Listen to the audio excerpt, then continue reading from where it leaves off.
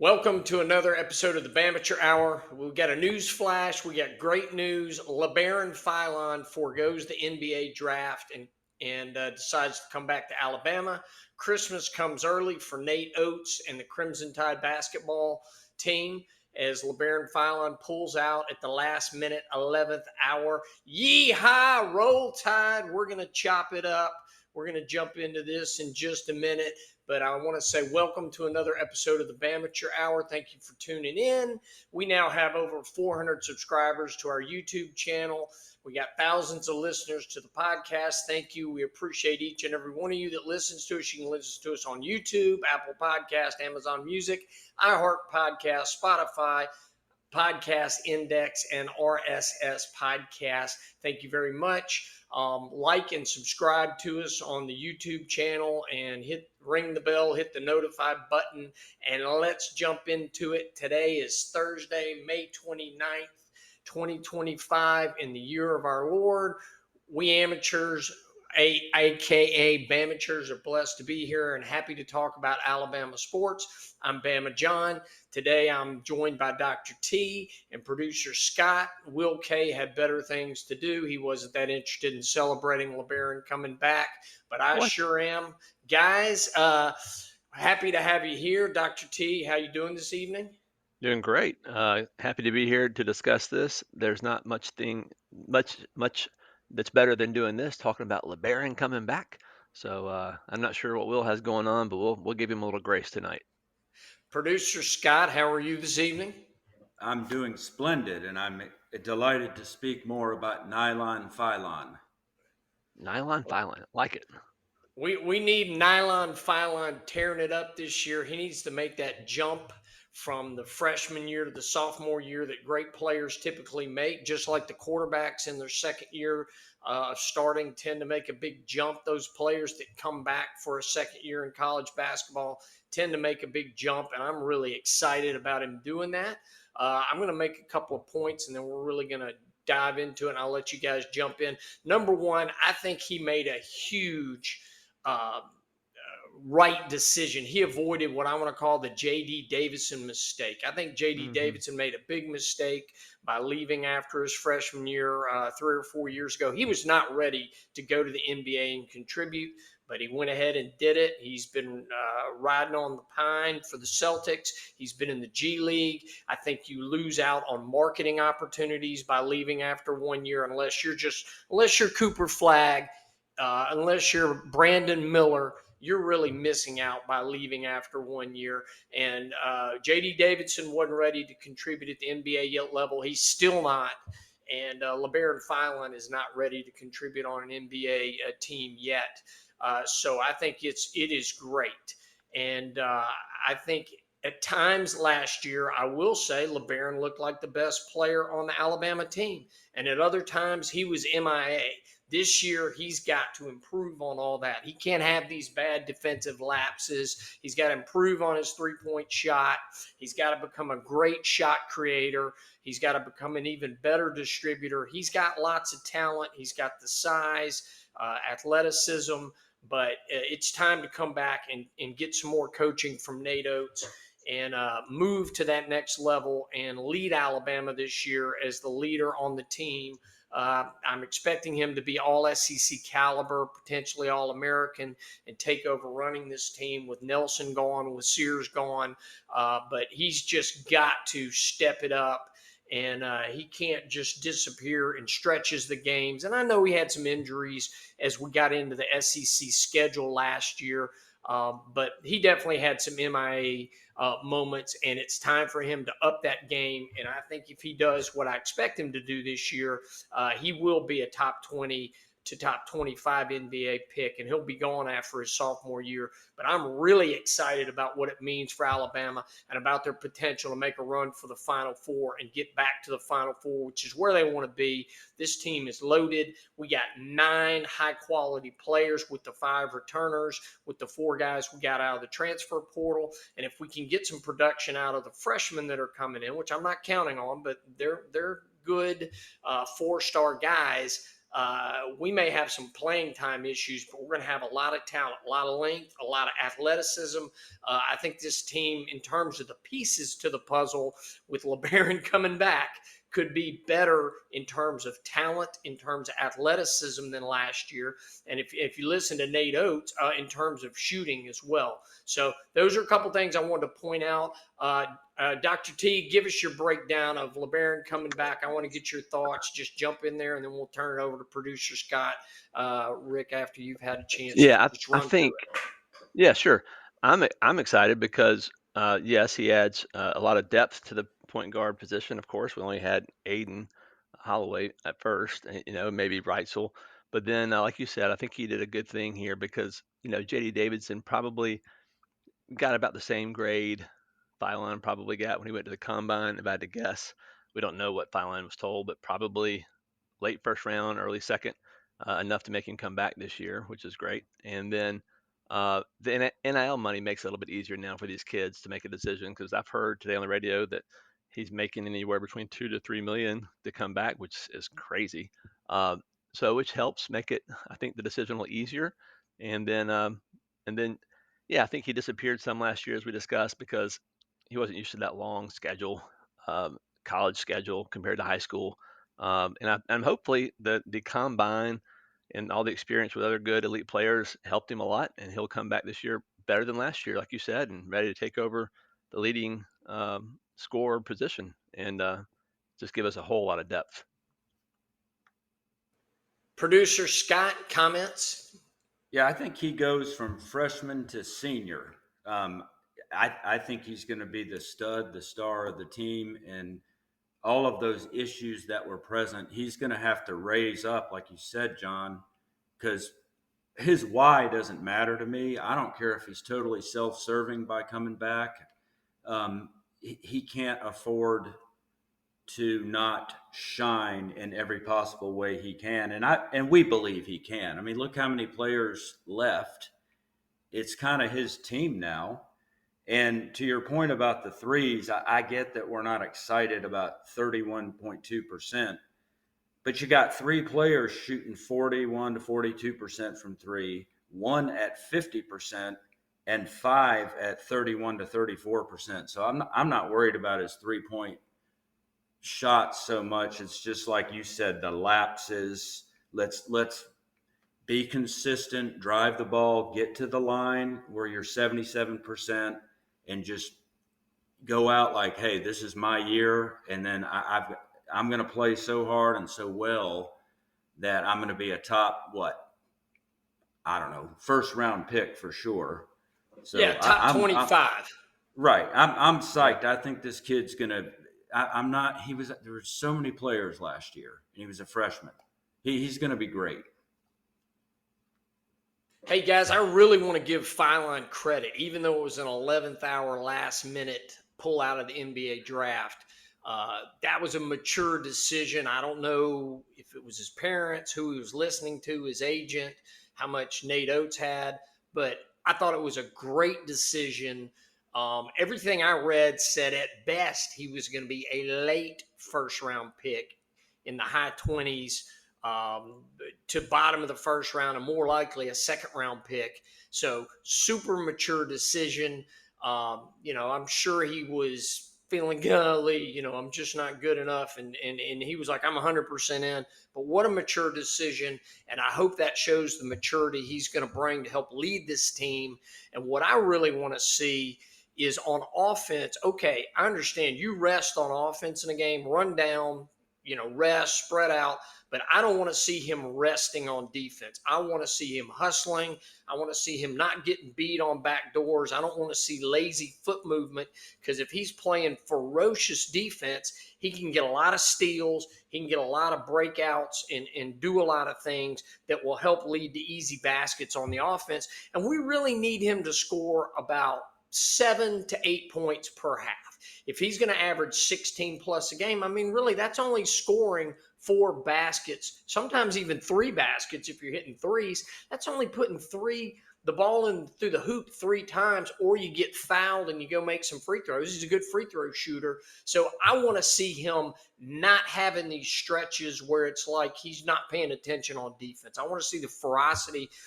Michael Jordan never took a play off on defense. He was always locked in on his guy, locked in on his assignment. I want to see Phylon do that because I noticed multiple instances where he just wasn't paying attention. He was being lazy. He'd get beat on a backdoor cut. He wouldn't move his feet, and a guy would drive around him. And we know he's very athletic. He's not super quick, but he's athletic and he's quick, and he needs to be dialed in. So I really want to see that this year. I'm excited about it. I think just the maturity to come back, it helps that he got probably a nice NIL paycheck coming his way this year.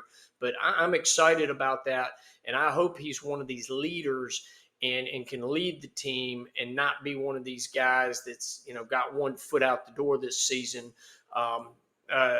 Dr. T, what do you think about all that? I mean, I think you nailed it right on the head. I remember going to several games last year. I think you and I went to a couple together where we're like, my gosh, he is the best player on the court. And then, like you said, he kind of disappeared, and you're like, where's that same guy that was there last game or even the first half? And so he has the potential to be phenomenal. But yeah, I think you're right. I think it's all about the inconsistency is why he wasn't a first round pick or even higher. He has the moves of a lot of great NBA guards. He can do it. So far, he hasn't shown us the engine, as you talked about, that Jordan had, and, of course. But he also reminds me, you know, kind of like Luka Doncic. What I mean is, I know Luka's 6'7", a lot bigger, but Luka somehow finds a way to the rim, and oftentimes Phylon kind of weaseled his way to the rim, and it wasn't ultra athletic, but it was just enough to get a shot off. Just he's just really clever, I think, when he wants to be, and but yeah, I think he needs to be more around the 15 to 20 point range, averaging for us to be successful and have a good run this year. But I'm with you. He's got to play more consistent defense and better defense. And and then just I think knowing that Mark's not there this year and LeBaron knowing, hey, I'm kind of the marquee name on this team. I think he's going to approach it differently. And as you said, usually that freshman to sophomore year, they make a pretty big jump. I think he's going to make a huge jump. I really do expect him to average around 15 to 20 points a game and to look really like an NBA guard this year. Producer Scott, additional thoughts? I couldn't have said it better myself, Dr. T. That was quite eloquent. Oh man, And thank you, Scott. yeah, we're not no preaching tonight. It's just going to be real complimentary and kind and quiet because it's Christmas time. So, That's right. John, you said playing like we don't want to see him play like he has one foot out the door. Well, if he doesn't improve, he's not going to have one foot out the door, right? So he's got to raise his game. 10.6 points. Yeah, I agree with you guys. He needs 15, and to be more consistent on defense and to be the leader, and he's gonna be. Sears is gone, so I'm confident. I don't know how much he's going to improve, but I think he'll play more consistently, knowing that he's got the NBA staring at him. So Right. I think we're loving it, man. I'm I loving think this. I think he'll play more confidently too, knowing, hey, you're the man. We want you here badly. We paid you well, and there's no Mark Sears to say, hey, okay, Mark, what can you do for us tonight? No, it's LeBaron. It's your team. You're the leader, and you have a lot of great players around you who can shoot the ball really well and just distribute well, get to the rim when you need to. We have some good big guys. I'm excited. I mean, can you feel it, guys? I'm excited. Can y'all I feel can that? feel it. I can feel it. Can you feel it coming in the Uh-oh. air tonight? I Okay, knew that was coming. I knew you knew it. it. You knew it. I love it. Too predictable. Too predictable. I'm really excited for the season to start. I can't wait. It's a long way off, but I'm excited. Couple of things to keep in mind is he can improve that shot. Yeah. That 3-point shot. He's a 78% free throw shooter. He'll be in the gym. I got to imagine he's going to be in the gym all summer working on that 3-point shot because quite honestly, Had he shot 36, 37% from three instead of 31%, he might still be in the draft. Because that probably would have translated to one or two more makes a game of threes. And instead of averaging 10, he would have averaged 13 to 16. So I think he's going to be in the gym because he knows he's got to be able to hit those shots at a 35 to 40% clip if he wants to get where he wants to go. And he's just got to turn it up. And I do think he knows what to expect in the SEC. The SEC competition was fierce last year. It's going to be fierce this year, but he knows what to expect. There's not going to be that shell shock jump from the pre-SEC schedule into the SEC. He's going to be ready to go and ready to roll. And I hope he takes to heart that if you're playing hard on defense, it's easy to turn it on offense and to get involved. But when you get passive on defense, then your game tends to go to pot. And I was just let me run through a couple of things I wanted to point out, which was his inconsistencies last year, and he's got to pick it up. So if you look at the tourney run we had, where we made it to the Elite Eight, he had 1 point against Robert Morris. How? How did he only have 1 point? That's why he's not in the draft. He only had 6 points against St. Mary's. He had 8 against BYU. Now, that was a blowout, and I don't think he played a ton of minutes, and everybody was on fire, and that was like the perfect game. We peaked too soon in that BYU game. We should have held some of those threes out for the Duke game. But he had 16 points against Duke. He came to play against Duke, and he was our best player in that Duke game. But it's like, where was that effort against BYU and against St. Mary's and Robert Morris? That's just that inconsistency. He can't do that. He can't have stretches of games like that. He's got to get 10 points every game. He's got to, 10 points has to be the low watermark, not kind of the average. He's got to get 10 points a game, and that should be the low mark for it. And then if you look at the last 10 games he played in the SEC schedule, he against Texas in a win, he had 15 points. Against Auburn in a loss in Tuscaloosa, he had 10 points. Against Missouri at Missouri, he had 14 points. Then we beat Kentucky here. He had 7 points. We beat Mississippi State here. He had 10 points. Against UT there in that tough loss, he had 13 points, but he missed a free throw. He made a turnover. He really hurt us in that UT loss at the end of the game. He didn't come up big.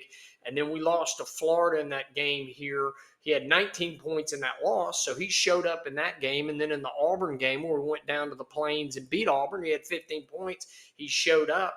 And then against Kentucky in that blowout win, he had 21 points. But then when we played Florida again, he only had 3 points in that absolute beatdown. So, it was that inconsistency, but you can see what's there where he should be able to get 10 points a game.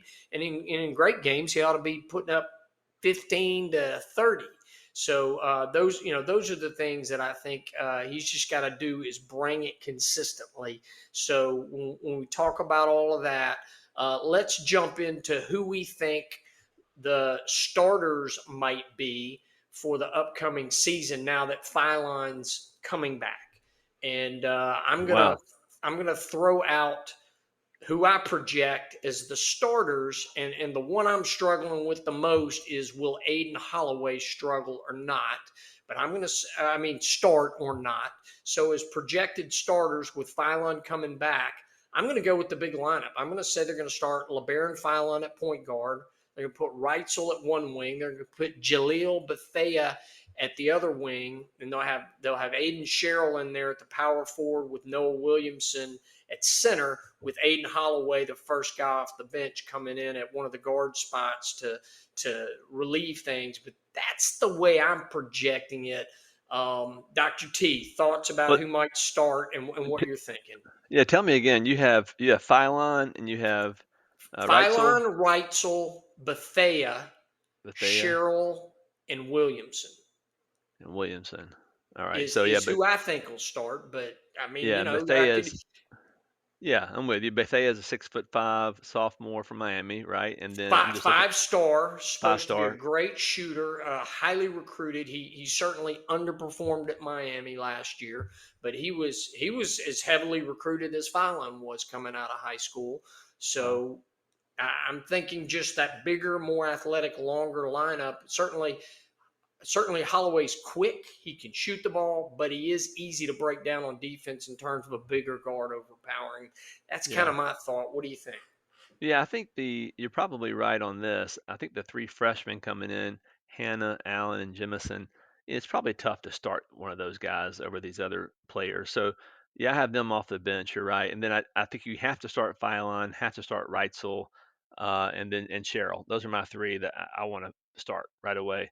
I'm torn on the other ones just because I haven't seen a lot from them, but um, yeah, Bethea is a 6'5". I know he's a 5-star out of high school. Mallet, and I don't think he'll start. So I think the third guard. So yeah, it's either going to be Hayden or Bethea, I believe, as the third kind of guard or slash forward. But I would have Phylon. I'd probably do Phylon, Holloway, Cheryl. Um, Yeah, maybe. I don't know. Cheryl can play a power forward even sometimes. You could put Noah Williamson in. I don't know, John. That's a great question. I didn't think about it before you asked me, but I just think my three that have to be on the court are Phylon, Reitzel, and Cheryl starting. And then the other two, I'm not sure. That's so interchangeable to me. What do you think, Scott?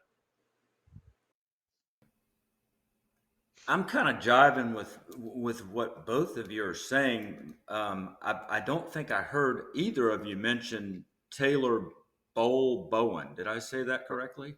You did. TBB, to be So, determined. TBB. there you go. To be, but yeah, that no. To be better. Yeah, there you go.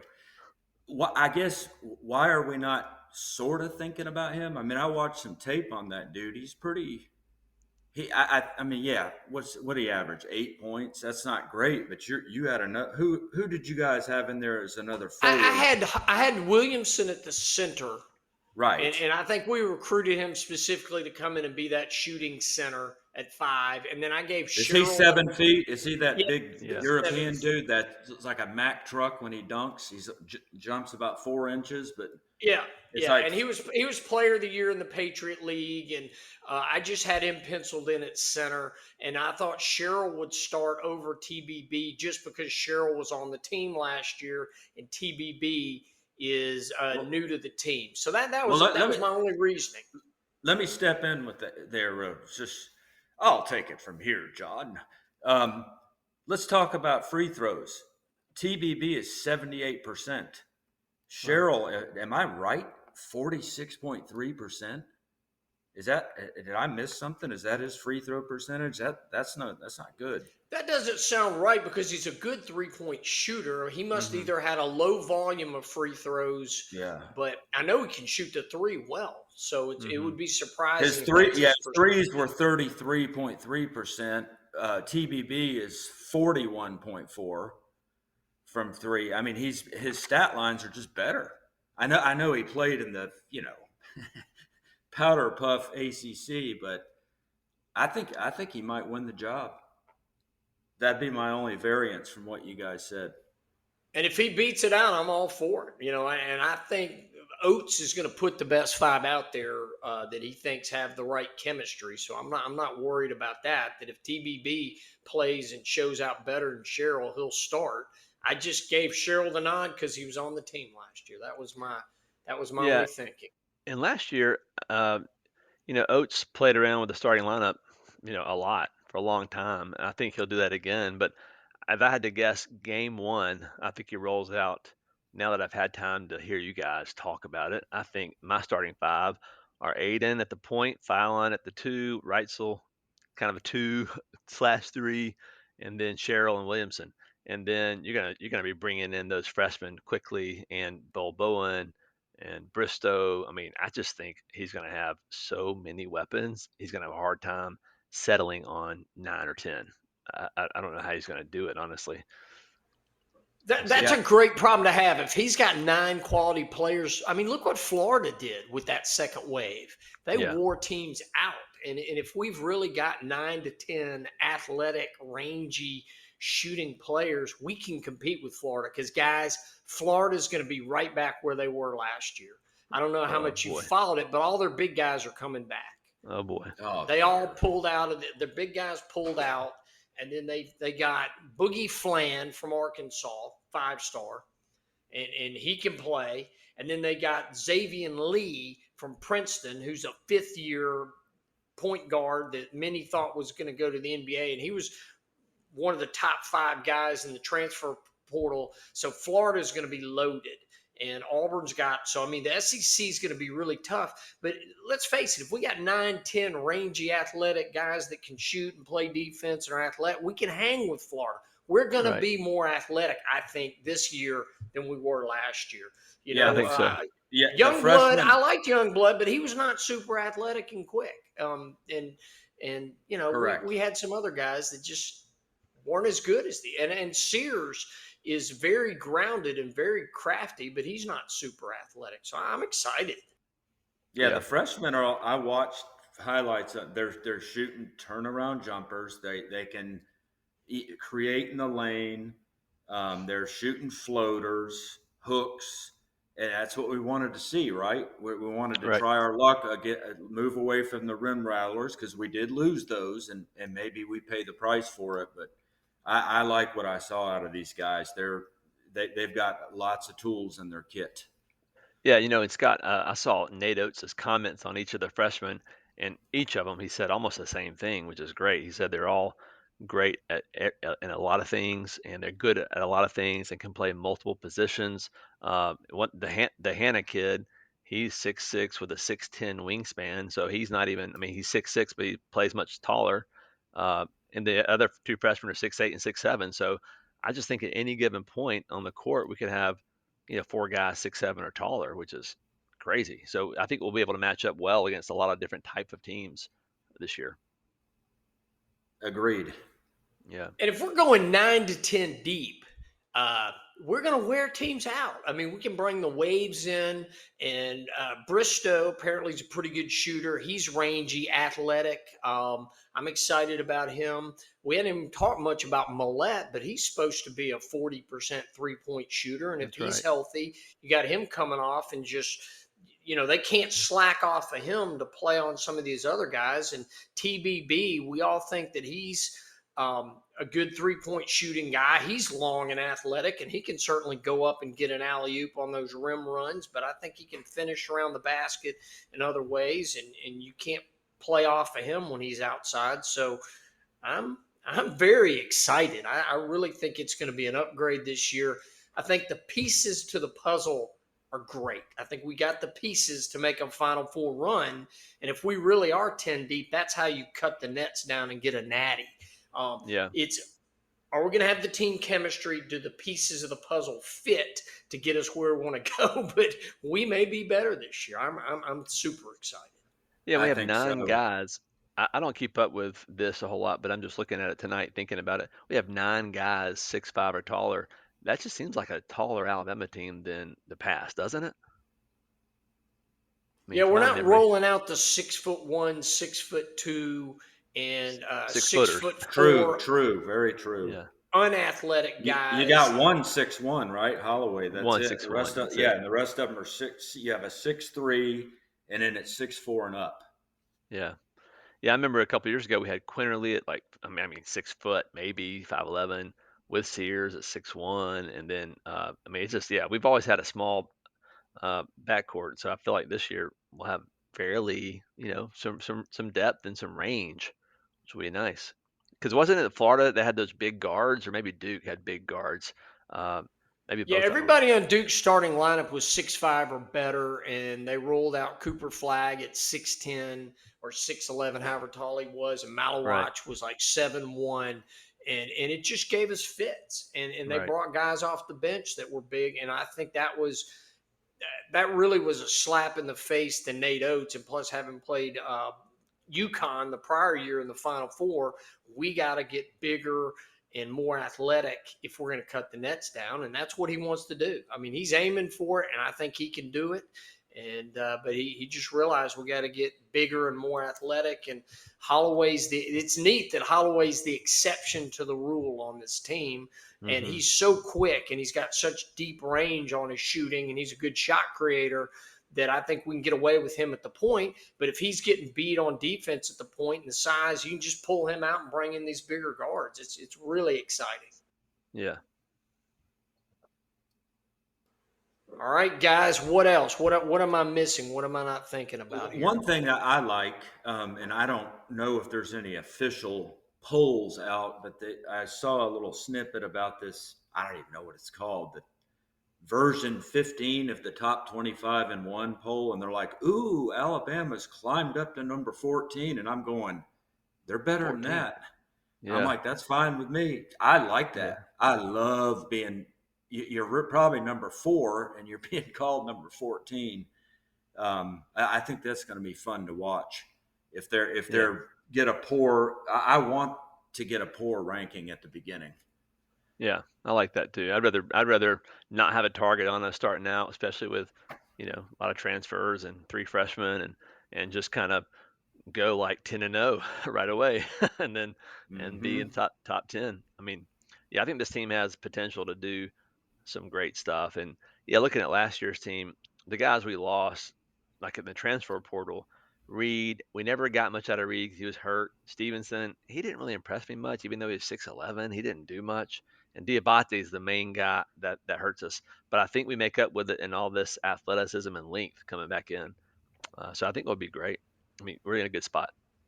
I really think Bristow may be the guy that's going to take the place of what we got out of Diabate from last year. So I'm not worried about it. I mean, we'll Yeah. have to play him and we'll have to deal with him at Kentucky. And by the way, Kentucky loaded up in the transfer portal, and they're going to be tough. But I think we can go toe to toe with anybody, and I will not doubt Nate Oates, and I have faith in him. And I do know, Scott, to your point about us rising in the rankings, as soon as the announcement was made last night at whatever time it was late. It was like 11:30. It came out that Philon was coming back. Yes, we went from like whoever was rating us at 25 into the top 15. And I think based on how Nate Oates tends to overperform with his teams, I think we can easily be a top 10 team and be one of those top 3 or 4 SEC teams. The SEC is going to be loaded again. It's going to be another fun year where you're going to get 10 to 14 SEC teams in the tournament. It's going to be a battle every night. But I think this team can do it. I'm really, really optimistic, and maybe I'm, drinking too much of the Kool-Aid, but I'm really fired up. When Philon threw his hat back in the ring in terms of coming back to Alabama, I'm like, yes, it's on. And I do think that Nate Oates will fill that last spot. We got 12 guys on the roster. I think he'll go get another guy, but he's not going to go pay for some expensive NIL purchase. He's just going to go out there and get a guy to fill the spot to make sure we got 13 college basketball players, and that we've got the depth that we need. But I think we're in really good shape. I'd be surprised if he comes out with some. I think there was Desmond Claude that he was looking at that was coming from USC. Well, we're out on them now because he's asking for a lot of money, and I think the money that he wanted is going to Philon. So that's what I heard, is that NIL money is going to Philon. So it's no longer available for Claude. So he'll go to the highest bidder and go somewhere else. Another interesting thing about the NIL budget as well is Nate Oates will not pay a premium for players. He manages that budget well. And really, if you get guys that are coming here and are not going to the highest bidder, that tells you they want to come play for Nate Oates. They believe Nate Oates is going to develop them, get them to the NBA. And they also want to go to a winning program. And they like the style that Nate plays. So to his credit, he is not going out and paying max dollar to get the best players, but he's getting really good players, and the guys that are coming in are committed and more interested in making sure they get paid, but they're not just the top dollar, hero for hire kind of guys that are the bounty hunters, but they want to get paid fairly, but they want to be on a really good team. So I'm excited about that. All right, Dr. T, last thoughts. So I guess last thoughts would be, I was thinking about the impact of one good player in basketball, how it's so much bigger than other sports where you have a lot more players like football. But like, it kind of reminds me of tennis. In a college tennis lineup, you have 1 through 6, and if you add a player to your team and it happens to be the best player, well, all of a sudden 2, 3, 4, 5, and 6 get a lot better because they move down and play someone not quite as good as they would have played. So it's not the same apples to apples, but in a way, you add Phylon to this mix, and you can only have 5 on the court at once. All of a sudden, you add maybe the best player on the team. Now he's there, and then all of a sudden, there's a little less pressure all the way down, trickle down the whole team, and there's less minutes absorbed by each player on the team. There's, I just think it's going to make everybody better, and I think the guys like Cheryl, he's also only in his second year of college. He'll probably be better. Reitzel, I mean, he didn't play a lot last year. So wasn't he a freshman 2 years ago? Reitzel, won't he be a I red? think this is his senior year. I think Okay, senior Reitzel's year. his senior Okay, Mhm. because remember he okay, came in the that's portal right. but he had a That's right. great year in that Final Four run. He They sure was did. key. I He mean, he played is really well. I mean, And I yeah, underestimated how big of a loss he was when he went down.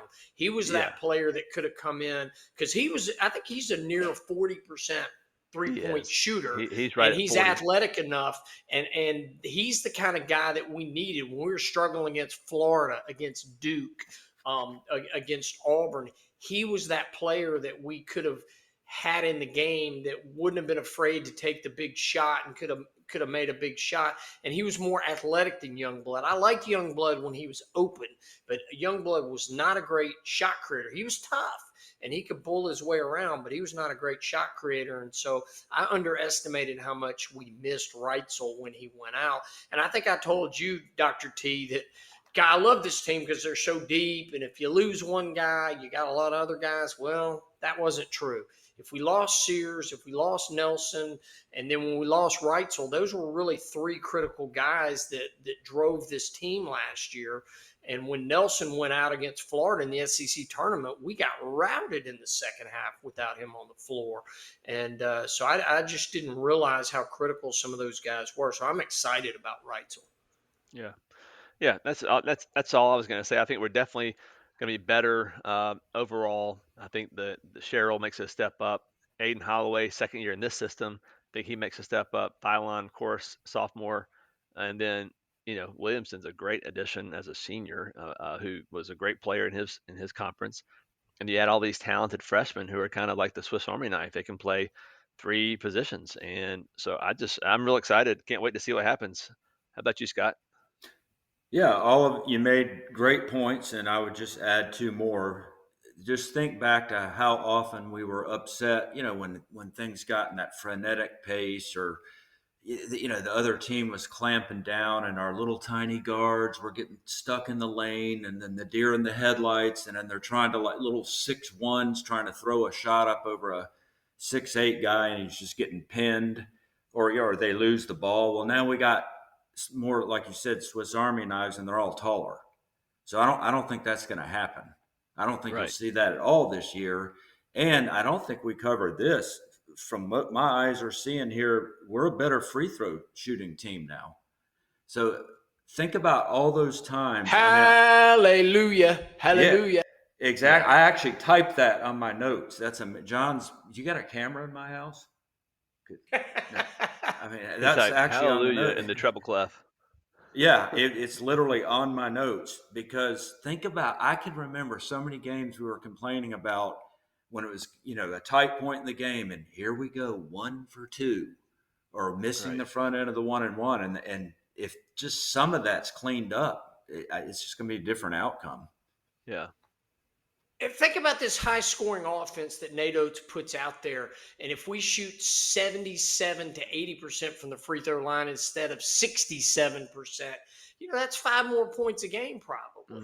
Yeah. And that's a huge difference. A lot of times that's the difference between winning and losing, or being at the end of the game and being within a basket versus the lead being, too far out as you get down to crunch time. So you're right. That free throw shooting is going to be huge, and let's hope that we get that kind of production that we expect. But I think that's the thing. This is going to be a better shooting team this year than we were last year for whatever reason. I mean, Nelson, guy, he had a funky shot. I loved him for a lot of things, but guy, he had a funky shot. And Yeah, it there was were other funky. guys that it was like, why can't you hit your free throws? And it was tough.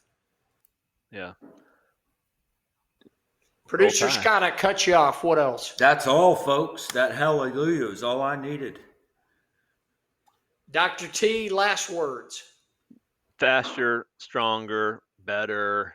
Let's go, baby. All right. Well, that wraps it up for another episode of the Bamateur Hour. This was a Bamateur Hour news flash celebrating LeBaron Phylon coming back. It's a news flash, and it was a roundtable. We miss Will K, but we got the other Bamatures in here, and we will bring another episode to you real soon of the Bamateur Hour. You'll probably get some news flashes from me. Thank you for tuning in to the Bamateur Hour, and roll Tide.